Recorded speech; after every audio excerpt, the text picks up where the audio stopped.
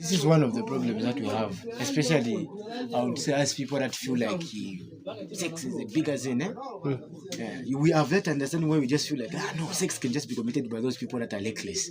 No, in the actual sense, sex can also be attacked by us. There's the very people that were us who know that no, sex is wrong. So when you talk about the things that can affect your life is sex, money, power. We don't just mean that those people that are reckless are the ones that are going to be affected by sex and money. Even just a person who's just noble can actually be affected by sex, money, and power. You mentioned there are three things that you can avoid that can make you avoid those things. What are they? You said that there's exercise. What are the other two? Exercise, prayer. So when you talk about prayer, it comprises of things like your faithfulness to God, how religious you want to make yourself be, how busy you should be with things that has to do with church. I know that. And the other thing that I mentioned is having conversations with people that can help you learn one or two things from how you're supposed to interact with the world. Because when you look at the world itself, it's like a universe that will give you the energies that you put into it. Okay. So if you put negative energy into the world, it will give you back the negative. That is the law of the world. The law of the world just is that when you put what you put into it, it will want to give you back.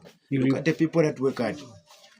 What gives back to them is just work hard. The hard work they put in, it's a hard work that it will give them back. That's true. So if you look at those people that want to play with their lives, well, they would say, no, you enjoy your youth, you enjoy your what? You find that most of them, they just mess up. Enjoying the youth, they find that maybe impregnant. Enjoying the youth, maybe cuts HIV and death. Enjoying the youth, maybe they just find that a lot of things start happening to them. So ties, someone is just confused. They can't even relate to when last time they had the one watch. But you need this person to be a person who used to be financially stable. Because of sex now, they're asking for man. Boy, I'm asking for a coin and buy a chief work. That's the part where Jim Rohn says that you reap more. You know that part. You know that part of the video. Yeah. You actually reap more. I know. Maybe you can talk more about what he means by that. By reaping more than what you have sown. Okay, one thing that I've come to understand about Jim Rohn teachings is that every time he's trying to make a teaching, he's trying to relate his teaching of motivation to a sermon. That's one thing about him. So when he's saying you can reap more, he's trying to tell you that you are living beside or behind your potential. It's like where you know that God knows that you can do more.